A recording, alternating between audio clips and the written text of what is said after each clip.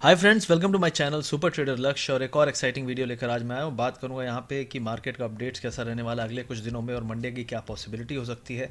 उससे पहले अगर आप चैनल पे नए हैं तो चैनल को सब्सक्राइब करिए, अपना सपोर्ट बनाए रखिए। अगर वीडियो अच्छे लगे, बहुत सारे वीडियोज़ हैं आपके नॉलेज बढ़ाने के लिए, साइकोलॉजी चेंज करने के लिए। अगर आप उसको देखेंगे तो डेफिनेटली आपको हेल्प मिलेगी, तो आप देखिए और शेयर भी करिए अपने दोस्तों के साथ।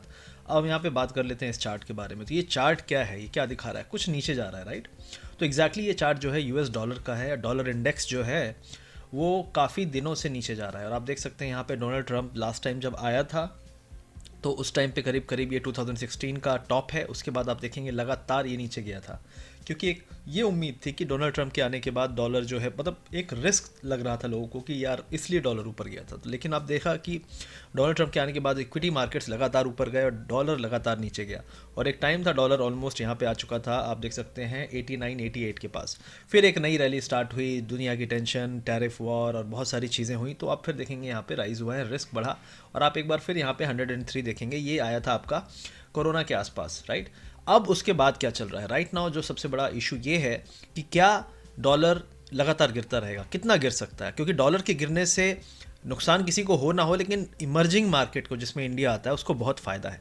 तो आप देख रहे हैं लगातार फिर से एक चीज़ हुई कि लगा लोगों को बहुत सारे रिस्क हैं कोरोना के बाद, डोनाल्ड ट्रंप क्या करेगा क्या नहीं करेगा, लेकिन उसके बाद आपने देखा लगातार ये नीचे जा रहा है। तो ये जो 2016 से आपने देखा था मार्केट्स में जो रैली आई थी, आप देख सकते हैं जो मार्केट्स में रैली आई थी 2016 के बाद, ये पूरा डोनाल्ड ट्रंप वाली रैली थी। आप देख सकते हैं यहाँ पे 2016 अप्रॉक्सीमेटली ये एरिया है, पूरी की पूरी रैली ही स्टार्ट यहाँ से हुई थी। और उसके बाद आप देख सकते हैं बीच बीच में डिप आए थे टैरिफ वैरिफ करके, लेकिन ओवरऑल मार्केट ऊपर ही गए थे। अब यहाँ पे आप देख सकते हैं डॉलर लगातार लास्ट टाइम गिरा था, इस बार भी फिर से गिर ही रहा है और अभी भी लग रहा है कि इस एरिया में आ जाएगा। मतलब जब तक ये 88 और 89 के एरिया में आएगा तब तक में इसको सपोर्ट मिलेगा, तब तक में हो सकता है मार्केट एक नई रैली स्टार्ट कर दे। तो ग्लोबल मार्केट्स में यही एक व्यू बना हुआ है कि हो सकता है फिर से ये ब्रेकआउट है। आप देख सकते हैं यहाँ पे यूएस मार्केट का मैंने चार्ट खोला हुआ है, इसके बारे में मैं बात करूंगा, लेकिन अभी सबसे पहले हम बात करेंगे यहाँ पे कि इंडियन मार्केट कैसा रहा। तो मार्केट जो था काफ़ी स्ट्रांग था। अगर आप देखेंगे यहाँ पे तो ओवरऑल हमने हाई पॉइंट पे बंद किया और बीच में डिप भी आया, लेकिन उसमें भी अच्छी खासी बाइंग आई। और अगर आप वॉल्यूम का एनालिसिस करना जानते हैं, जो हम अपने सुपर ट्रेडर प्रोग्राम में भी सिखाते हैं, तो वॉल्यूम एक बहुत इंपॉर्टेंट पार्ट है किसी भी एनालिसिस का। और वॉल्यूम में कुछ अलग तरीके के एनालिसिस भी होते हैं, और जो एनालिसिस हमने किया है उसमें ओबीवी भी हम यूज़ करते हैं। तो उसके हिसाब से मेरे जो एनालिसिस कहता है उसके हिसाब से अभी बहुत बड़ा अपसाइड फिर से बाकी है, बहुत बड़ा अपसाइड बाकी है। यहाँ से हमको लग रहा है हम बहुत हाई पे हैं, और डिप भी आएंगे, ऐसा नहीं है डिप नहीं आएंगे, लेकिन अगर आप एक महीने डेढ़ महीने का व्यू और लेना चाहते हैं तो मार्केट में अभी हाई आना बाकी है। तो उसके हिसाब से अगर आप देखेंगे तो यहाँ पे सबसे बड़े चांसेस बन रहे हैं बैंक निफ्टी के एक बड़े मूव देने के, जो कि ऑलरेडी ब्रेकआउट कर चुका है। फ्राइडे को हमने देखा और निफ्टी ऑलरेडी ब्रेकआउट जोन में था ही, ऑलरेडी हम नए हाई बनाते जा रहे हैं। तो मुझे लगता है जो अगला ड्राइव आएगा वो बैंक निफ्टी के दम पे आएगा। और यहाँ पे ऐसा अगर आप बोलते हो कि इन्वेस्टमेंट करने लायक क्या मौके चले गए हैं, नहीं, कहीं ना कोई स्टॉक में मौके हैं। हमने कुछ ऑलरेडी अपने पिक्स निकाले हुए हैं जिसमें हमने पर्सनली अपने फंड्स में इन्वेस्ट किए हुए हैं, और वो कुछ पिक्स हमने शेयर भी किए थे लोगों से, लेकिन मैं वहाँ यहाँ पे ओपन नहीं करना चाहूँगा उन स्टॉक्स का नाम। लेकिन डेफिनेटली मैंने उन स्टॉक्स के नाम बहुत बार लिए हैं, अभी भी लेता रहता हूँ। तो उसमें आप इन्वेस्ट कर सकते हैं, डेफिनेटली वो व्यू मेरा सेम है। आप देख सकते हैं पुराने वीडियोज़ और जहाँ भी मैं बात करता हूँ, लेकिन मैं स्पेसिफिकली रिकमेंड नहीं करना चाहता यहाँ पे। आप अपने फाइनेंशियल एडवाइजर से कंसल्ट कर सकते हैं उन व्यूज़ को लेकर जो भी मैं यहाँ पे देता हूँ। अब यहाँ पे आप देखेंगे फ्राइडे को क्या हुआ। तो फ्राइडे को आप देख सकते हैं यहाँ पे कुछ स्टॉक ने गिराया, लेकिन ओवरऑल कितना स्ट्रांग मार्केट है। और बैंक में अच्छी खासी मूवमेंट है, एचडीएफसी बैंक, आईसीआईसी बैंक, इन लोगों ने थोड़ा उठाया है। मेरे हिसाब से आईसीआईसी बैंक में ब्रेकआउट है। आईसीआईसी बैंक और एक्सिस बैंक में अगले कुछ दिनों में अच्छे बड़े मूव हो सकते हैं ऊपर की तरफ, तो इसमें थोड़ी सी आपको ध्यान देना है। और इन्वेस्टमेंट के लिए अगर आप कहते हो तो 10-10 15-15% तो ये स्टॉक दे ही देंगे। मैं नहीं कह रहा बहुत बड़ा अप मूव बाकी है, लेकिन एटलीस्ट एट करंट लेवल अगर आपको कुछ स्टॉक्स पिक करने आते हैं तो उन स्टॉक्स में 15-20% भी, ब्लू चिप की बात कर रहा हूँ मैं, 15-20% मूव भी बाकी है। तो इसी को लेकर मैं अभी एक मूव करना चाहता हूँ, आपके बारे में एक और इन्फॉर्मेशन शेयर करना चाहता हूँ कि अगर आपको इन्वेस्ट करना है, ठीक है, स्टॉक मार्केट में इन्वेस्ट करना है, तो डायरेक्टली ना इन्वेस्ट करके आप ग्रो ऐप के थ्रू इन्वेस्ट कर सकते हैं। यहाँ पे आपको स्टॉक्स का इन्वेस्टमेंट कर सकते हैं, ट्रेड कर सकते हैं, म्यूचुअल फंड है, गोल्ड है, यूएस स्टॉक्स है, एफडीज है, ये सभी ऑप्शन आपको यहाँ पे मिलते हैं। और इसमें अकाउंट अगर आपके पास नहीं है तो खोलना बहुत ही ज़्यादा आसान है। अगर आपको ग्रो ऐप में अकाउंट खुलवाना है तो आप यहाँ पे मोबाइल नंबर, पैन कार्ड, आधार से आप अपना वेरिफिकेशन कर सकते हैं एड्रेस का, और अपना डिजिटल सिग्नेचर मोबाइल पे ही कर सकते हैं, और बस इतने में ही आपका अकाउंट रेडी। तो बहुत आसान है, आप इसको तुरंत स्टार्ट कर सकते हैं, डिस्क्रिप्शन में लिंक है। तो यहाँ पे एक और फंड है जिसके बारे में आप बात करूंगा मैं, तो एग्जैक्टली इसका नाम है Tata digital India fund direct. तो इसमें एक स्पेशलिटी है, आप देख रहे हैं इसका जो चार्ट है ये ऑल टाइम का चार्ट है। आप देख सकते हैं यहाँ की 9 की जो एनएवी थी, 9 की एनएवी, वो एक टाइम पे 16 के आसपास आ गई थी, जो कि कितना है ऑलमोस्ट 50 to 60% पैसा ऑलरेडी दे चुकी थी। और ये मैं बात कर रहा हूँ 2016 से लेकर 2018 तक में। फिर यहाँ पे जो कोरोना के कारण डिप आया था, इसमें हमारी एनएवी अगेन 12 हो गई थी, और आज के समय में ये 12 की जो वैल्यू है आप देख सकते हैं 22 है। ऑलमोस्ट 80% ये पैसा दे चुकी है ये। तो ये डिजिटल में क्यों मैं बात कर रहा हूँ, क्योंकि डिजिटल में बहुत ज़्यादा ग्रोथ है, और आगे भी चल के आप देखेंगे आईटी कंपनीज और डिजिटल रिलेटेड जो भी कंपनीज हैं वो लगातार अच्छा रेवेन्यू और अच्छा प्रॉफिट क्लॉक करती रहेंगी। तो डेफिनेटली इसमें आप इन्वेस्ट कर सकते हैं। मेरे हिसाब से लॉन्ग टर्म व्यू रखिए, जब भी आप इन्वेस्ट की बात करते हैं तो हमेशा लॉन्ग टर्म व्यू रखिए। डेफिनेटली आप बहुत ज़्यादा पैसा आप देखेंगे जो आप सोच भी नहीं सकते कि इतना पैसा है। आप सोचो 80% यहाँ पे दे रहा है, इन्वेस्टमेंट दे रहा है आपको पैसा। आपको पता है इन्फोसिस जैसे शेयर, टीसीएस जैसे शेयर, बहुत सारे टेक्नोलॉजिकल रिलेटेड शेयर, आप यूएस में देख लीजिए, आप एप्पल, अमेजॉन, ये सभी शेयर कितने पैसे दिए इन लोगों ने, बहुत दिए। तो डेफिनेटली टाटा डिजिटल इंडिया जो फंड है डायरेक्ट ग्रोथ का, ये काफ़ी अच्छा रिटर्न आपको दे सकता है। आप लास्ट 1 ईयर का ग्रोथ देखेंगे 44% और लास्ट 6 मंथ का देखेंगे 51%। तो आपको लग रहा होगा कि यार ये तो कोरोना के बाद हम देख रहे हैं, लेकिन अगर आप देखेंगे ओवरऑल तो कोरोना का लेवल था 17, उस लेवल से भी 17 से भी आज के समय में इसकी वैल्यू है 23 ऑलमोस्ट। तो 17 से अगर 23 देखते हैं तो भी आपको ऑलमोस्ट इसने 4 to 5 रुपीज़ जो दिया है, ऑलमोस्ट 30% रिटर्न दिया है, 30% पुराने हाई से। तो ये दिखाता है कि कितना ज़्यादा शिफ्ट हो रहा है फंड इसकी तरफ। तो इसकी तरफ आप देख सकते हैं। अगर ग्रो अप में आपका अकाउंट नहीं है तो डेफिनेटली इस वीडियो के लिंक में जाके आप इंस्टॉल कर सकते हैं ऐप। आप ग्रो ऐप को सर्च कर सकते हैं गूगल प्ले स्टोर पे, और उसको इंस्टॉल करके टाटा डिजिटल ग्रोथ जो है फंड है, इसको एक्सप्लोर कर सकते हैं, देख सकते हैं, इसके बारे में रिसर्च कर लीजिए। अपने फाइनेंशियल एडवाइज़र से ज़रूर कंसल्ट करिए इससे पहले आप कुछ खरीदते हैं।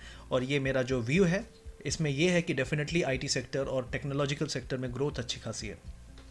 अब हम बात कर लेते हैं अपने वीडियो में जो बाकी सेक्टर के बारे में हम एनालिसिस करेंगे वो। अब यहाँ पे एक और चीज़ बात करूँगा मैं कि अगर आप जो फ्राइडे के सेक्टोरियल स्ट्रेंथ देखेंगे तो आप देखिए हर सेक्टर में अच्छी खासी ग्रोथ है। मतलब ऑलमोस्ट आधे से ज़्यादा सेक्टर 1% से ज़्यादा ऊपर गए हैं, और ये एक बहुत बड़ी स्ट्रेंथ दिखाता है यहाँ पे। और डेफिनेटली अगर आप देखते हैं कोई भी मार्केट है, इसने कोशिश की, जो बियर्स ने कोशिश की ले जाने की, और उसके बाद वो जिस तरीके से फेल हुए और मार्केट ने नया हाई बनाया, ये दिखाता है कि कितनी खतरनाक स्ट्रेंथ है इस मार्केट में। और हाई वॉल्यूम के साथ ये स्ट्रेंथ आ रही है, वॉल्यूम अच्छा खासा है, पॉजिटिव वॉल्यूम है। तो डेफिनेटली आप इसको एक कंसिडरेशन दीजिएगा। जब भी आप शॉर्ट कर रहे हैं तो थोड़ी सोचिएगा, क्योंकि ओवरऑल बहुत ही बड़ा एक प्राइमरी ट्रेंड स्टार्ट हुआ है। अगर आपको डाउ थ्योरी आता है तो आपको पता होगा कि प्राइमरी ट्रेंड बहुत बुलिश स्टार्ट हो चुका है। उसके बीच में छोटे मोटे करेक्शन आपको 1% 2% के मिल सकते हैं। जब तक यूएस मार्केट में रिवर्सल नहीं आएगा, जब तक यूएस डॉलर में रिवर्सल नहीं आएगा, तब तक इंडियन मार्केट नहीं गिरेंगे। अब ये कहने की बात है कि अगर 88 पे आके यहाँ से यूएस डॉलर रिवर्सल की तरफ साइन देने लगे तो आप बात मानिए कि हाँ ठीक है, हो गया, इसका टॉप बन गया है। लेकिन मेरे हिसाब से इस एरिया में भी हम पहुँचे हैं। हो सकता है यहाँ पे कुछ समय बिताएं, हो सकता है 2-3 हफ्ते, क्योंकि ये जो कंसोलिडेशन हुआ था लास्ट टाइम, ये ऑलमोस्ट हुआ था 1 to 1.5 मंथ, और ये एग्जैक्टली हमको वहाँ पे ले जाकर खड़ा कर देता है जहाँ पे जो बाइडन प्रेसिडेंट के तौर पर व्हाइट हाउस पे आ जाएगा। तो अगर ऐसा है तो मेरे हिसाब से अगले पूरा दिसंबर मेरे को नहीं लगता कि मार्केट में कोई बड़ा करेक्शन आ सकता है। डेफिनेटली आपको नज़र रखना है कि यार यूएस में कोरोना वायरस केसेस रिकॉर्ड में है, डेथ रेट रिकॉर्ड पे है, तो वो थोड़ा एक कंसर्न बनता है। लेकिन नज़र रखिए, और आपको वो पूरा का पूरा साइन डॉलर में दिख जाएगा। तो अगर डॉलर इंडेक्स ऊपर की तरफ घूमने लगे, हो सकता है इतना लंबा करेक्शन ना हो या कंसोलिडेशन ना हो सकता है 2 हफ्ते 3 हफ्ते में कंसोलिडेशन खत्म हो जाए। लेकिन ये जिस दिन वापस नीचे जाके ऊपर की तरफ बढ़े, उस दिन आप समझ लीजिएगा कि ये पूरा का पूरा अपसाइड खत्म हुआ है, तब तक खत्म नहीं हुआ है। तो डॉलर पे नज़र रखिए, आपको पता चलता रहेगा कि क्या हो रहा है। और डाउ जोन्स की बात करूं मैं, तो जब भी लास्ट टाइम जब भी ब्रेकआउट हुआ था, जो ये एरिया था 27,200 का, तो ब्रेकआउट के बाद हमने करीब करीब 2,500 पॉइंट का अपसाइड देखा था। मेरे हिसाब से जब भी ब्रेकआउट होता है तो हमने यही देखा है कि 2000 पॉइंट के आसपास ब्रेकआउट होता है। तो अगर हम उसी परसेंटेज के हिसाब से लें तो 29,500 का जो ये लेवल था, इसके ब्रेक होने पे ऑलमोस्ट 31,500 तक डाउ जोन्स जा सकता है। मतलब यहाँ से अभी भी 6 to 7% का अपसाइड बाकी है, जो कि डॉलर को देख के लग रहा है कि आ भी सकता है, क्योंकि इंडियन मार्केट में भी उतनी जगह बची है। तो अगर मार्केट्स को ऊपर जाना है तो बहुत तेज़ी से जाएंगे, और जहाँ पे जाना है, बैंक निफ्टी का लेवल जो पुराना हाई था 32,200 का है, उसमें चार्ट में हम देखेंगे। लेकिन एक अप्रॉक्सीमेटली आपको बता रहा हूँ कि नज़र रखिएगा उस एरिया में, और उस एरिया तक में आप सोच सकते हैं अपने प्रॉफिट्स को बुक करने का। लेकिन अभी के लेवल से कुछ स्टॉक 10 to 15% अपसाइड दे सकते हैं, उन पे आपको अपना इन्वेस्ट भी कर सकते हो 10-15 दिन 20 दिन के हिसाब से, और डेफिनेटली वो इन्वेस्टमेंट सेफली आप ट्रेड करो, क्योंकि देखो मार्केट में अभी आप बहुत ज़्यादा शॉर्ट टर्म सोचोगे तो आप फंस जाओगे, क्योंकि मार्केट डिप भी दे रहा है। लेकिन अगर आप एक महीने का टाइम फ्रेम लेकर चलते हो और आपको लेवल्स पे आपको पता है कि उस लेवल पे जाके मैं निकलने लगूंगा, तो वो फिर आपको टेंशन नहीं होगी। तो ये चीज़ आपको यहाँ ध्यान देना है। अब यहाँ पे हम एक और चीज़ बात करेंगे कि अपना निफ्टी में और बैंक निफ्टी में क्या चल रहा है। तो निफ्टी बैंक निफ्टी में एक लेवल से बहुत दिन से हम वॉच कर रहे थे, यहाँ पे काफ़ी कंसोलिडेशन हुआ आप देख सकते हैं, लेकिन अभी यहाँ से ब्रेकआउट हो रहा है।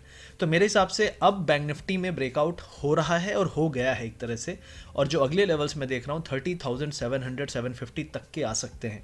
एक्चुअली हमने फ्राइडे को भी एनालिसिस के हिसाब से बोला था कि 29,980 के आसपास जब था, तो हमने वहाँ पे यही कहा था कि अब ये बुलिश है, अभी ब्रेकआउट जैसा ही है। उसके बाद ऑलमोस्ट 150 पॉइंट गया आधे घंटे के अंदर, और अभी भी क्लोज हुआ है काफ़ी हाई लेवल पे। मेरे हिसाब से अभी ये रुकने वाला जल्दी नहीं है। तो 30,600 700 तक का पहला टारगेट होगा, और उसके बाद जो अगला टारगेट होगा 31,500 से लेके 31,700 तक का आ सकता है बैंक निफ्टी में। तो ये बैंक निफ्टी के लेवल्स हैं जो हम देख रहे हैं। और देखिए 1-2 दिन में ऊपर नीचे फ्लक्चुएशन हो सकता है, लेकिन डिप जो भी आता है आपको, तो 29,700 से लेके 650 के आसपास सपोर्ट है। वहाँ पे जब भी आपको बैंक निफ्टी मिले तो मेरे को लगता है वहाँ से बाउंस आना चाहिए, और आप स्टॉप लॉस 100 से 150 पॉइंट का रखिए। टारगेट आप 300-400 पॉइंट का भी रख सकते हैं। तो 1:3 का रिस्क रिवॉर्ड भी बना रहेगा, और आपको एक अच्छा मूव देखने को मिलेगा। तो छोटे मोटे टारगेट और छोटे मोटे स्टॉप लॉस लगा के कमज़ोर दिल के साथ आप नहीं खेल सकते। मार्केट बहुत वॉलेटाइल है, और वो रहने वाला है अगले कुछ दिन भी। पूरे दिसंबर में आपको यही देखने को मिलेगा। अब हम निफ्टी की बात कर लेते हैं यहाँ पे। तो निफ्टी में ऑलरेडी 13,000 जब ये ब्रेकआउट हमें लगा कि होगा नहीं होगा, तो देखो आप यहाँ पे कंसोलिडेशन करके इसने ब्रेकआउट दे ही दिया है। उसका रीज़न है कि बैंक निफ्टी में आप देख सकते हैं काफ़ी अच्छा मूव है। बैंक निफ्टी 2% ऊपर है, निफ्टी 1% भी ऊपर नहीं है। तो ये पूरा का जो खेल है ये पूरा बैंक निफ्टी ही करेगा। वो हमने लास्ट टाइम भी बात की थी कि बैंक निफ्टी ही जो करेगा, क्योंकि बैंक निफ्टी का हाई अभी भी 32,000 के ऊपर है। तो अगर वहाँ तक उसको जाना है तो निफ्टी को भी खींचना पड़ेगा, और निफ्टी भी यहाँ से 300 से 400 पॉइंट ऊपर जा सकता है। करंटली हम 13,250 पे हैं। मेरे हिसाब से 13,450 से लेके 520 के बीच में टॉप राइट नाउ अगर कोई एक अपसाइड आता है, तो वहाँ पे हम जाके हो सकता है एक बार आए वापस नीचे अपने इस एरिया को टेस्ट करने, और फिर हो सकता है ऊपर जाएं या फिर नीचे आएँ, वो तो समय बताएगा। लेकिन ये पूरा प्रोसेस एटलीस्ट 10 से 15 दिन लग सकते हैं इसमें। तो 13,450 जो है 450 से 520 का एरिया है जहां निफ्टी जाएगा, और बैंक निफ्टी उस दौरान पे ज़्यादा बड़ी रैली दिखा सकता है। वो 32,000 जाएगा या 31,700 जाएगा, ये देखना पड़ेगा। लेकिन ऑलमोस्ट हाई के पास तो पहुंचेगा जो पुराना हाई था। तो ये है एनालिसिस निफ्टी और बैंक निफ्टी का, अगर आप देखें यहाँ पे। और अगर निफ्टी का सपोर्ट की बात करते हैं तो सपोर्ट जो आपका आता है वो आता है 13,030 के आसपास, जो 12,980 से लेके 13,030 के आसपास कोई भी डिप मिलता है आपको, तो वहाँ पे अच्छी खासी बाइंग होगी। अगर आप ओपन इंटरेस्ट डेटा अगर एनालिसिस करते हैं तो वहाँ पे आपको पता होगा कि काफ़ी तगड़ा सपोर्ट है। बहुत ज़्यादा ऑप्शन राइटिंग हो रही है 13,000 पे, 13,100 पे, 200 पे भी तगड़ी राइटिंग हो रही है। तो मेरे को लगता नहीं ये लोग इस हफ्ते एटलीस्ट नीचे जाने देंगे। और अगर इस हफ्ते नीचे जाने के लिए इतना ज़्यादा इन्होंने बैरियर लगा रखे हैं, तो मेरे को लगता है ऊपर का लेवल जो है 13,400 500 का भी टेस्ट करा सकते हैं, क्योंकि नीचे जगह नहीं है तो ऊपर ही ले जाएंगे, सीधी सी बात है। तो इस तरीके से आपको सोचना पड़ेगा। और अगर डिप आता है तो कहाँ पे बाय करना है, आपको पता है 13,030 के आसपास सपोर्ट है, और 13,000 के बाद जो अभी ऊपर सपोर्ट बना है 13,110 के आसपास बन गया है। तो अगर छोटा डिप आता है तो 110 के आसपास आपको बाय करना है, और एक कोई बड़ी निगेटिविटी आती है तो भी 13,000 नहीं तोड़ेगा, एटलीस्ट इस हफ्ते नहीं तोड़ेगा। ठीक है, तो आपको ये सोच के चलना है। और अपसाइड का आपको बता दिया 450 से 520 के आसपास। अब HDFC की बात करते हैं। HDFC हमने पिछले हफ्ते दिया था, बात की थी कि ये टॉप बना रहा है, लेकिन अभी लग रहा है कि यार जब ऊपर ओवरऑल माहौल ही बुलिश हो रहा है तो हो सकता है एक और अटेम्प्ट मारे।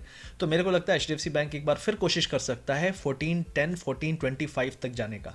तो इस एरिया में बाय करने लायक है, सेल करने लायक नहीं है। 1374 चल रहा है। अगर 60 के स्टॉप लॉस से आप इसको सोचते हैं कि ऊपर की तरफ करना है कुछ, तो आपको 1420 1425 तक के लेवल्स जा सकता है, ये प्रोबेबिलिटी दिख रही है यहाँ पे।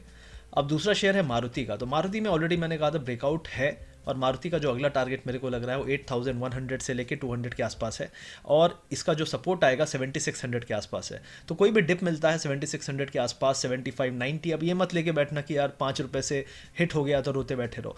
5-10 रुपीज़ ऊपर नीचे चलता है। सपोर्ट हमेशा एक पॉइंट नहीं होता है, एक रेंज होती है जो आपको लेके चलना पड़ता है। 10-20 ऊपर नीचे भी हो सकता है। तो 7,600 के आसपास अगर रुकता है तो वहाँ से इसको बाउंस मिलना चाहिए, और ऊपर की तरफ इसको जाना है तो 8,050 से लेके 8,200 तक के अपसाइड इसमें आ सकता है। सकते हैं। ये मारुति की बात कर रहा हूँ मैं।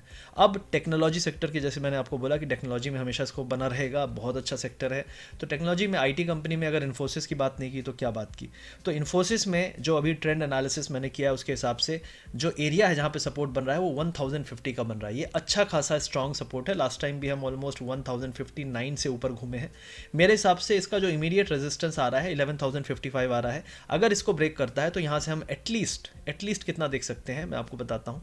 लास्ट टाइम इस एरिया पे आपने देखा था कंसोलिडेशन, हमने नीचे आके सडन एक अपसाइड दिया।